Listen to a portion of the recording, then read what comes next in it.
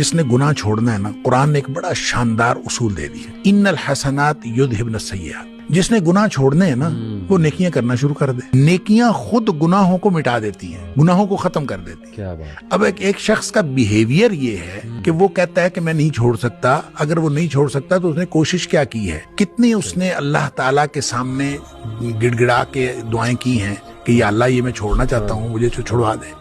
کتنی اس نے نمازیں پڑھی، کتنے اس نے نوافل پڑھے ہیں، کتنے اس نے قرآن پڑھا ہے، کتنا وہ بد نظری سے بچنے کی کوشش کی ہے، کتنا اس نے کیا ہے کہ اس کے بعد وہ کہے کہ میں چھوڑ نہیں سکتا۔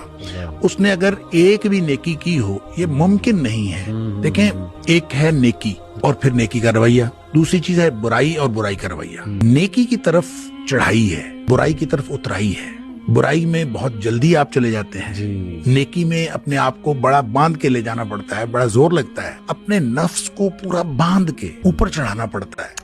اور اگر وہ کوئی نیکی کی طرف آتا ہے تو یہ ممکن ہی نہیں کہ اس کی طبیعت کے اوپر، اس کے دل کے اوپر، اس کے دماغ کے اوپر اس کے اچھے اثرات نہ ہوں، یہ ممکن ہی نہیں۔ دوسری طرف اترائی ہے، جب چڑھائی ہو رہی ہوتی ہے تو اترائی کے اندر فرق پڑ رہا ہوتا ہے، آپ دوسری طرف جا رہے ہوتے ہیں، اپوزٹ ڈائمینشن میں آپ جا رہے ہوتے ہیں۔ اس کا مطلب یہ ہوا کہ نیکی اور بدی دونوں برابر ایک جگہ ایک وقت میں نہیں ہو رہے ہوتے۔ جب نیکی ہو رہی ہوتی ہے تو آپ بدی سے دور جا رہے ہوتے ہیں۔ تو وہ اگر آپ نے کرنا ہے تو آپ ہمت کریں۔ یہ ہو نہیں سکتا وہ کہے کہ میں نیکی کر رہا ہوں لیکن وہ چھوڑ نہیں سکتا۔